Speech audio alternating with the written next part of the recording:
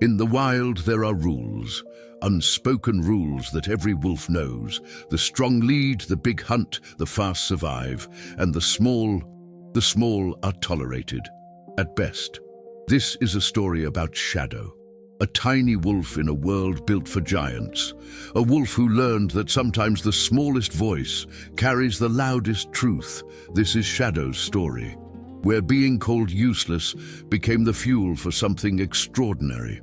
Welcome to Silent Wolf Stories, where every tale reminds us that being underestimated might be the greatest advantage of all. Shadow had wandered into new territory. After months of solitary living, he'd found himself near the edge of a large pack's land. He knew the risks. Big packs didn't like strangers, especially strange, tiny wolves who looked like cubs. But winter was coming early this year, and the hunting grounds he knew were running dry. He needed to find new sources of food, even if it meant risking an encounter. He was careful, stayed downwind, kept to the shadows, which wasn't hard given his size. Shadow had become an expert at being invisible, at moving through the world without being noticed. It was a survival skill he'd mastered long ago. When you're small, being seen often means being hurt. So he watched, observed, learned the pack's routines from a distance, and for 3 days, everything went according to plan, until the 4th day. When Shadow was tracking a rabbit near the pack's territory line, he didn't notice the patrol until it was too late. 3 large wolves emerged from the brush, all of them easily twice Shadow's size. They circled him immediately, cutting off any escape route. Shadow's heart raced, but he kept his posture neutral, non-threatening. He'd been in situations like this before. Sometimes, if you showed no fear and no challenge, they'd let you go with a warning. The lead wolf, a massive grey male with scars across his muzzle, looked Shadow up and down. Then he laughed, a cruel, mocking sound. Well, what do we have here? A cub, lost little one. His companions joined in the laughter. Shadow kept his voice steady. I'm not lost, just passing through. I'll be gone by sunset. The scarred wolf stepped closer, towering over Shadow. Passing through our territory. That's called trespassing, Runt. Shadow swallowed his pride. I apologize. I didn't realize I'd crossed the boundary. I'll leave immediately. He turned to go, but one of the other wolves blocked his path. Not so fast, Tiny. See, there's a price for trespassing. Shadow's muscles tensed. This was going exactly where he feared. I have nothing to give you, he said quietly. The scarred wolf grinned. Oh, I think you do. Entertainment? You're going to entertain us, little cub. What followed was humiliation. They made Shadow run while they chased him. Not to catch him, but to mock him. They'd let him think he was escaping, then cut him off, make him stumble, laugh as he struggled through brush that was easy for them, but difficult for his small size. It went on for what felt like hours, but was probably only 20 minutes. Finally, exhausted and scraped up from thorns, Shadow was allowed to collapse in a clearing. The 3 wolves circled him, still laughing. Look at him, one said. Can barely breathe. What's a useless little thing like you even doing out here alone? Shadow didn't answer, didn't give them the satisfaction. The scarred wolf leaned down. You know what you are? You're worthless. Too small to hunt real prey. Too weak to defend yourself. Too pathetic to even run properly. You're a waste of fur. The fact that you're still alive, that's just nature's mistake that hasn't been corrected yet. The words hit harder than any physical blow could have. Because Shadow had heard them before, from his own family, from other wolves he'd encountered, from the voice in his own head during the darkest nights. Useless, worthless, a mistake. The wolves finally got bored and left, warning Shadow that if they saw him again, they wouldn't be so nice. Shadow lay in that clearing long after they were gone, not because he was too injured to move, but because the weight of those words had pinned him down more effectively than any physical restraint. Eventually, Shadow dragged himself to a small cave he'd spotted earlier. He licked his wounds, which were mostly superficial, scratches and bruises, nothing serious. But the internal wounds, those were deeper. As night fell, Shadow stared out at the stars and felt something he hadn't felt in a long time. Not fear, not anger, but despair. A quiet, crushing despair that whispered maybe they were right. Maybe he was useless, too small to matter, too weak to make a difference. A cosmic mistake still waiting to be corrected. He slept fitfully that night. Dreams mixed with memories. His family walking away, Luna leaving, every moment in his life when he'd been dismissed, overlooked, or laughed at because of his size. When dawn came, Shadow felt hollowed out, empty. He should leave this territory, find somewhere else, somewhere he wouldn't be reminded of how little he mattered. He stood at the cave entrance preparing to go when he smelled it.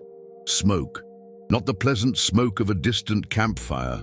This was thick, acrid, the smell of a wildfire. Shadow's eyes widened as he looked toward the horizon. There, in the direction of the pack's main territory, a column of black smoke rose into the morning sky. The wind was blowing the wrong direction, pushing the fire deeper into their lands. Shadow's first thought was simple and cold. Good. Let them burn. They deserve it. But even as he thought it, he knew he didn't mean it. Because Shadow wasn't cruel. He'd been hurt, yes. Humiliated, yes. But he wasn't a monster. Shadow ran toward the smoke. His small size meant he could move through dense underbrush faster than larger wolves. He could take paths they couldn't. And as he got closer, he heard them. The pack, panicking, confused. The fire had started on their southern border and was spreading fast, driven by unseasonably strong winds. The pack was trying to evacuate, but there was chaos. Wolves running in different directions, mothers trying to gather cubs, elders struggling to keep pace. Shadow reached a ridge overlooking their main denning area. The fire was closing in from three sides, creating a funnel that pushed the pack toward a narrow ravine, a death trap. If they went into that ravine, they'd be trapped when the fire reached the other end. Shadow could see it clearly from his vantage point. But from ground level, in the smoke and chaos, the pack couldn't see the danger. They were running straight toward it. Shadow watched them, the same wolves who'd laughed at him, called him useless, worthless. Part of him whispered, "Let them go. They made their choice when they humiliated you. This isn't your problem." But another part, a deeper part, knew the truth. This was exactly his problem, because the measure of a person or a wolf isn't how they treat those who respect them. It's how they treat those who've wronged them. And Shadow could be better than the wolves who'd hurt him. He ran, down the ridge, through paths only a small wolf could navigate. He emerged ahead of the pack, directly in the path of the panicked group, being led by the scarred wolf from yesterday. The big wolf saw Shadow and his eyes widened in shock, then anger. "You! Get out of the way, you useless!" Shadow cut him off, his voice strong despite his size. "Stop! You're running into a trap. The ravine ahead is a dead end. The fire will box you in." The scarred wolf hesitated, confusion and pride warring on his face. "How would you know? You don't even know this territory." Shadow stood his ground. "I've been watching from the ridges. I can see what you can't from down here. Trust me or don't. But if you go into that ravine, you'll all die."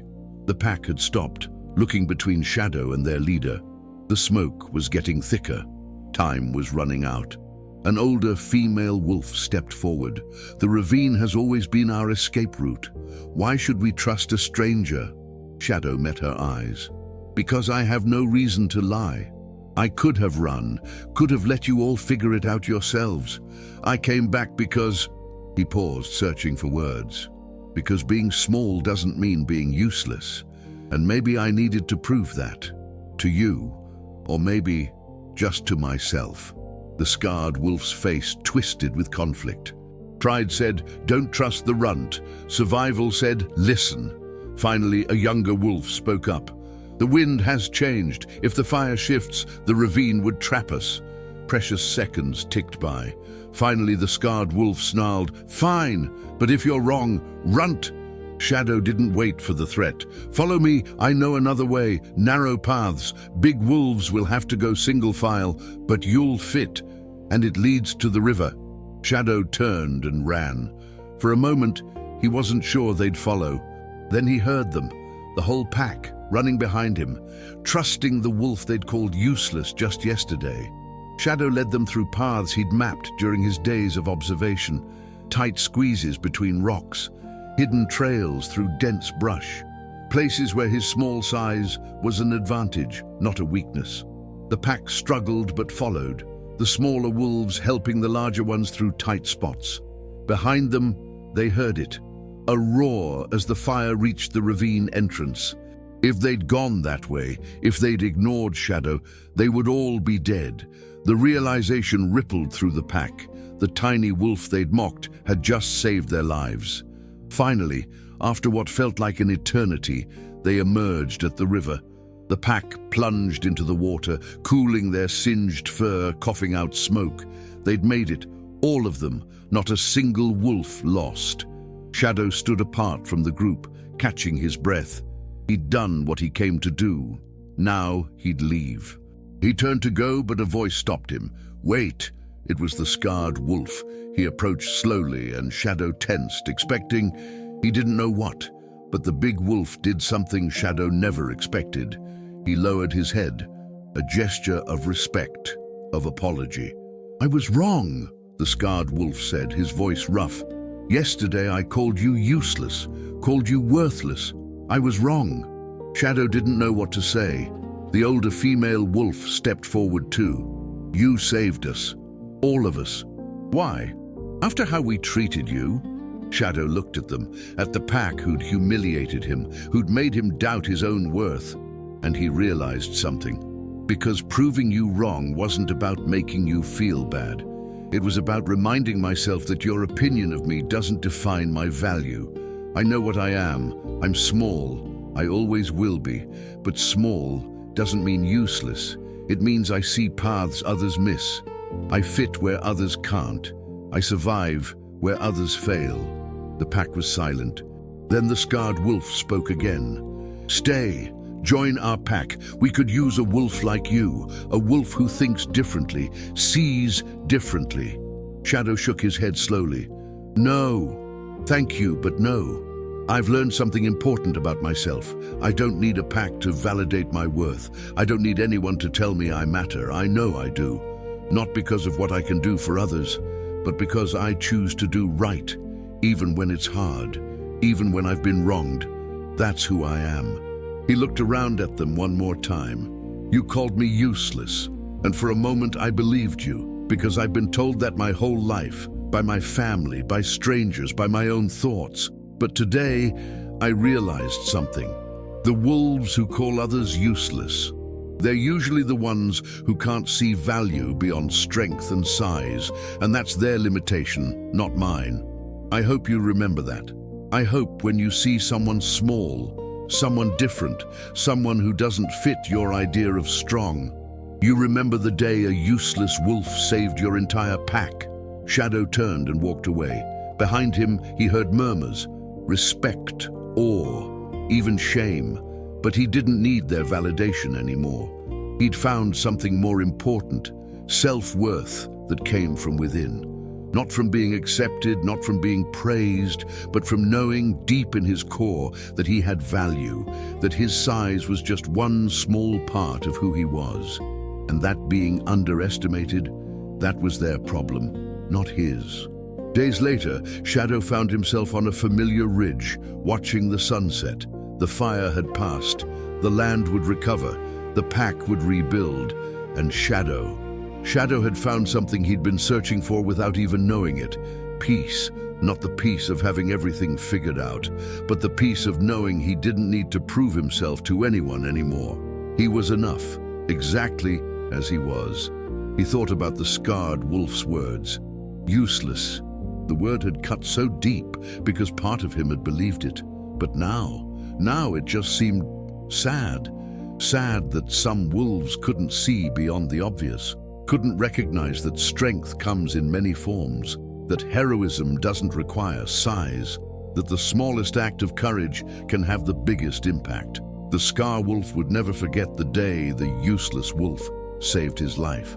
And Shadow would never forget the day he saved himself, not from fire, but from the cruel voice of doubt that had haunted him for so long. As the stars emerged, Shadow made a promise to himself.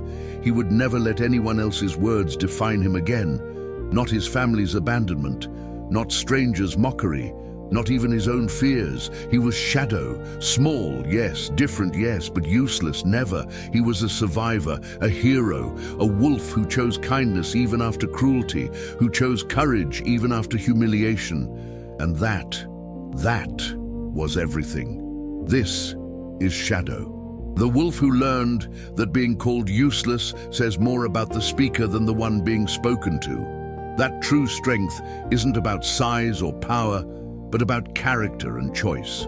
That sometimes the greatest victory isn't proving others wrong, it's proving yourself right. His journey continues, one choice at a time, small in stature, giant in spirit, and absolutely, undeniably invaluable. If Shadow's story resonated with you, if you've ever been called useless, worthless, or not enough, you follow Silent Wolf Stories, because there are more tales to tell, more reminders that your worth isn't determined by those who can't see it, and that sometimes the smallest wolves cast the biggest shadows. Thank you for walking with Shadow today. Until the next story,